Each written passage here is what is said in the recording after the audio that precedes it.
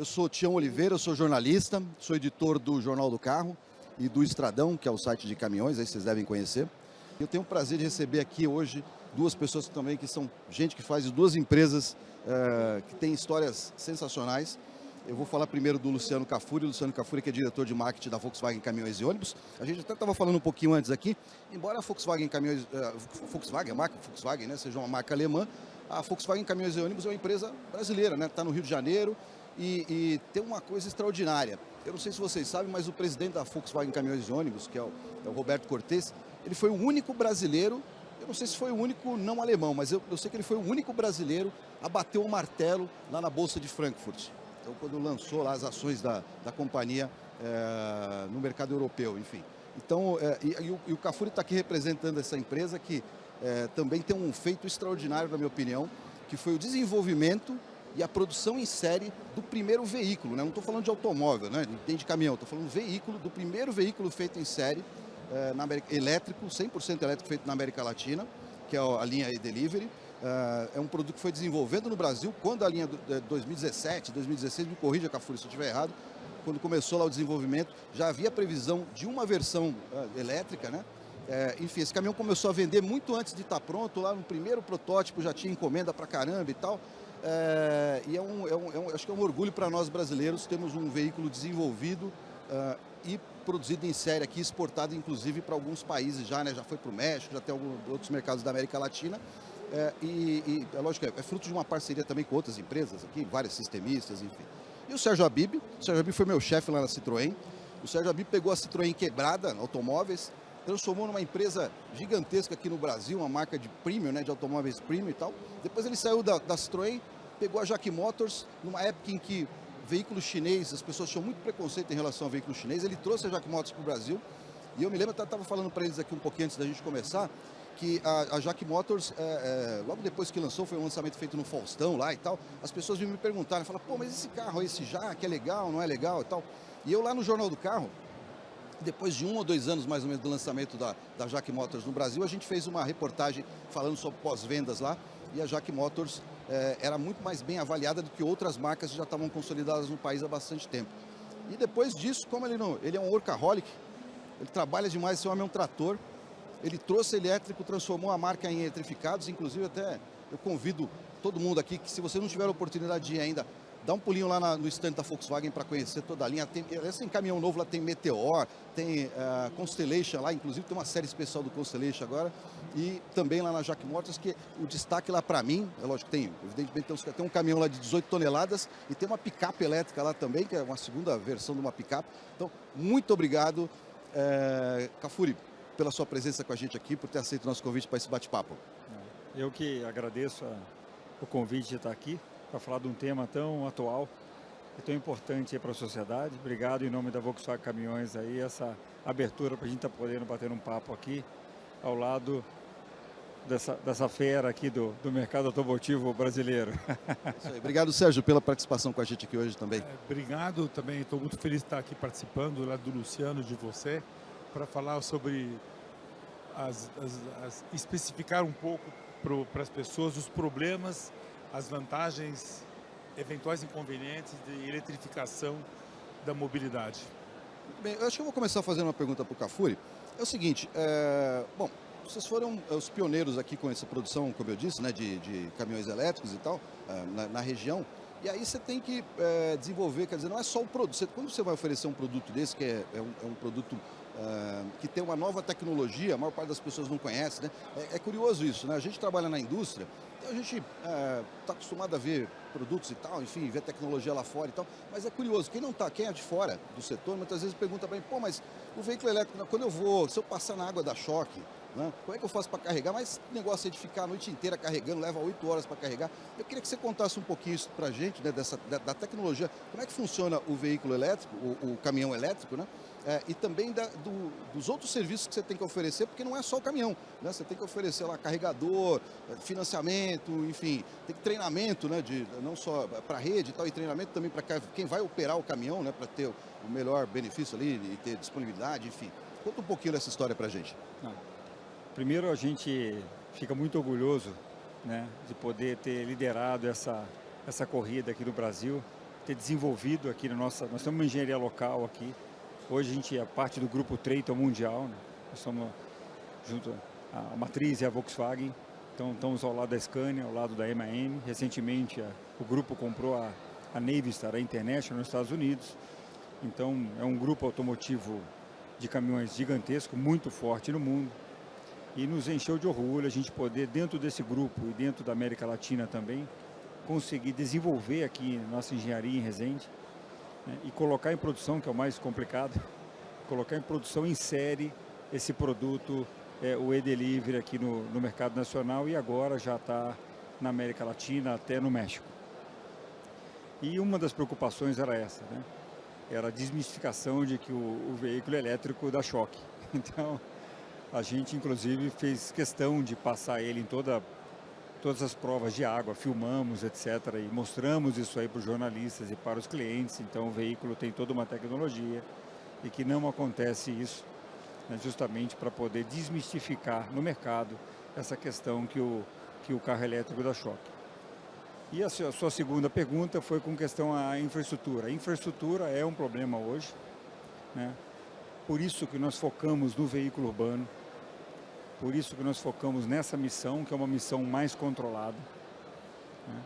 Então, o nosso veículo hoje foi desenvolvido para uma aplicação urbana. Então, nós temos um pack de baterias, de 6 baterias, que vai até 250 km, justamente para atender essa primeira necessidade urbana de entregas e poder ter o controle do veículo e do seu carregamento também, ao qual a gente está fazendo um balanceamento com as empresas, um balanceamento energético com as empresas.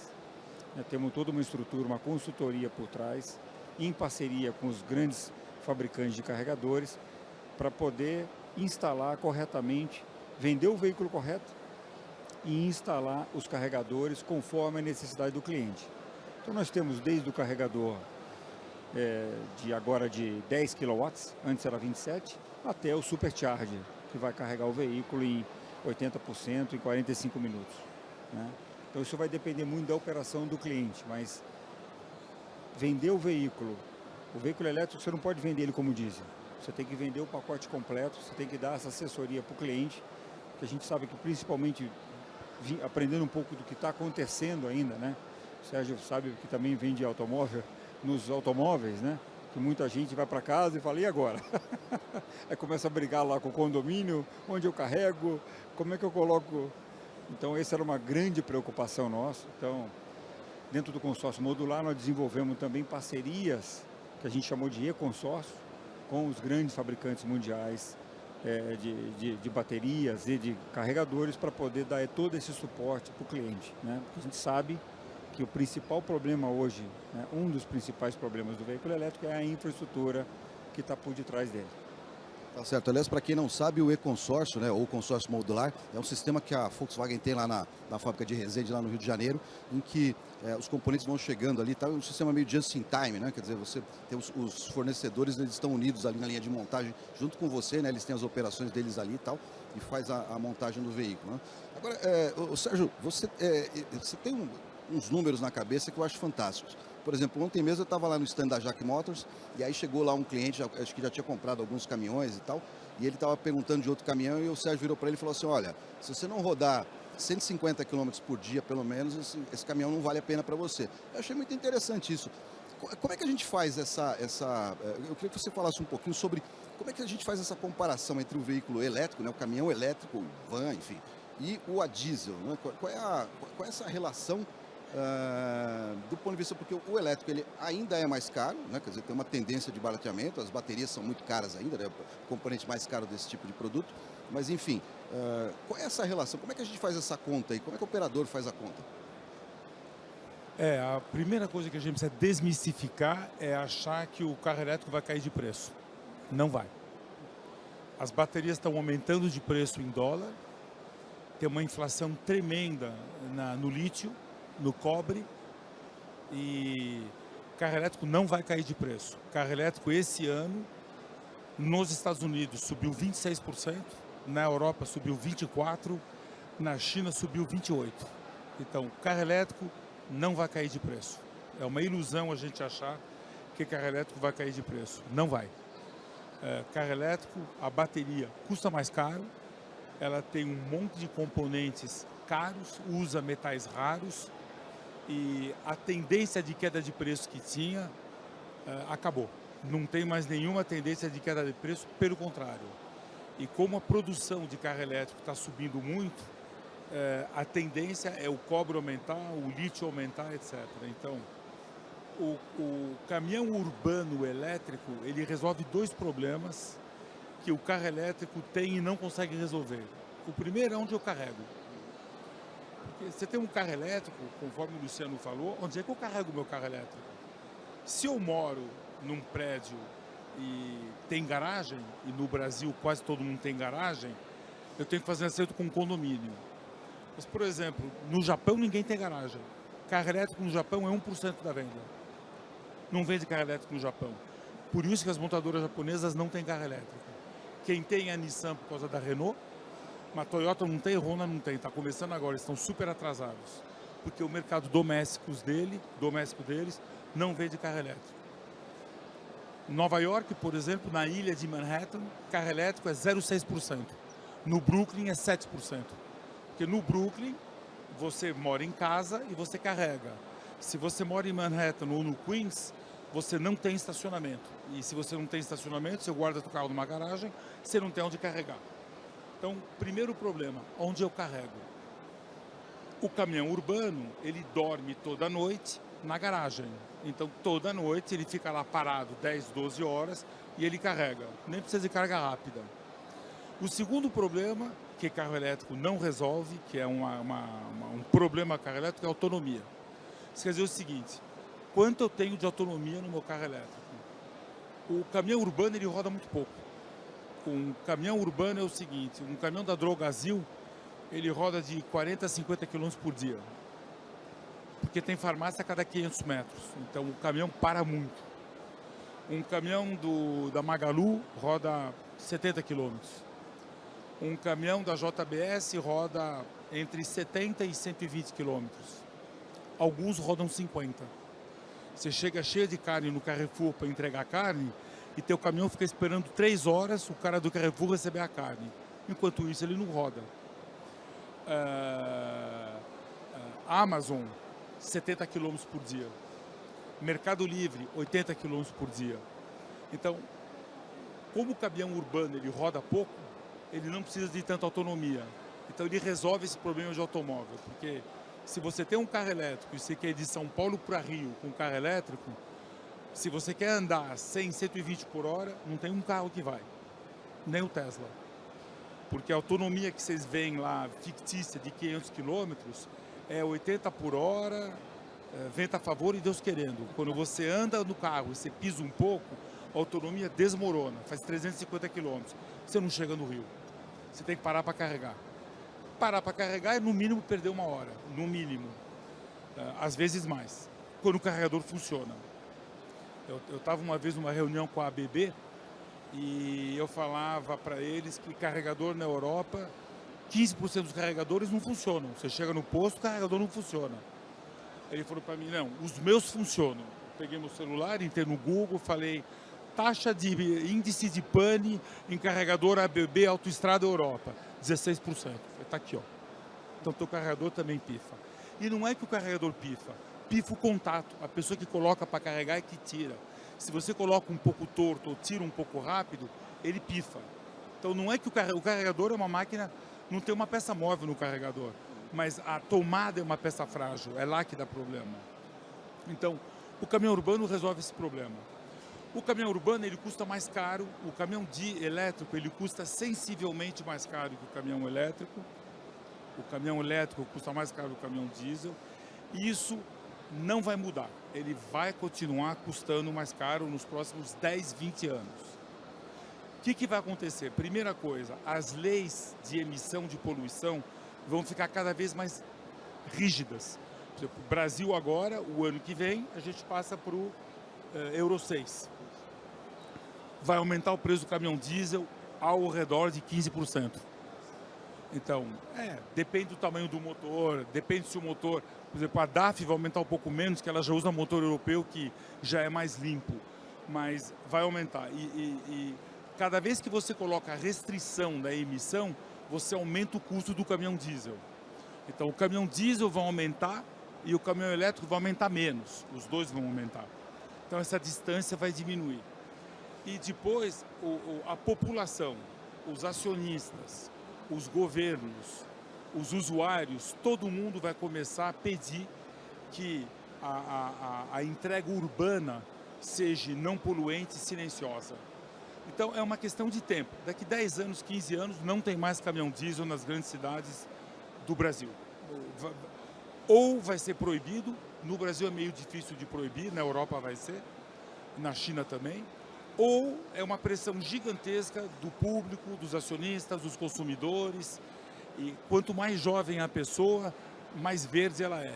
Eu tenho netos que têm 10, 12 anos, para eles carro é uma coisa horrível, que polui, que suja, etc. Então é uma tendência. Nós temos vários problemas no Brasil. Primeiro, o diesel é barato. Todo mundo reclama do preço do diesel no Brasil, mas o diesel na Europa é R$11 o litro. Aqui é R$6,50. Então, o caminhão diesel, ele custa mais barato que na Europa para rodar. A segunda é a taxa de juros. O diferencial de custo que você tem de um caminhão elétrico para um caminhão diesel, você financia essa diferença e custa mais caro. Lá a taxa de juros é 2%, aqui é 15%. Então, essa diferença custa mais caro para carregar. E não tem ajuda. O Brasil não tem ajuda do governo para comprar caminhão elétrico. Eu vendo o caminhão da Jaque na Europa, na França, por exemplo, você tem 40 mil euros no nosso caminhão de ajuda. O caminhão custa 100 mil euros, o governo te dá 40 mil. Então, claro, quando o governo te dá 40 mil euros, muda toda a equação. Mas a Europa, a França é um país rico, o Brasil não é. E o Brasil exporta petróleo, a gente é produtor de petróleo. Então, eu não vejo, no curto, médio prazo, o governo brasileiro dando algum tipo de ajuda para caminhão elétrico. A gente tem que cair na real. A gente não tem dinheiro para pagar o Bolsa Família e vai dar dinheiro para a empresa comprar caminhão elétrico. Não tem cabimento. O Brasil não vai fazer isso. E eu não acho que está errado. E aqui no Brasil a gente ainda tem o Proálcool, que é uma solução limpa e que, vamos dizer, não é tão bonita como uma solução elétrica, mas que do ponto de vista de carbono é neutro. Então, o carro elétrico no Brasil, ele vende pouco, 0,4% do mercado brasileiro, vai continuar vendendo pouco. Todos os países de renda média baixa, como o Brasil, não compram carro elétrico. Então, no México é 0,5%, na Tailândia é 0,4%, na Turquia é 0,5%, no Brasil é 0,4%. Rendas mais ou menos equivalentes à nossa de 9 mil dólares. Países mais ricos compram mais carros elétricos. Mas no caso de caminhão, o caminhão urbano ele vai ser elétrico. Agora, o caminhão de longa distância, na minha opinião, ele nunca vai ser elétrico. Ok, tem uma questão que é de tara também.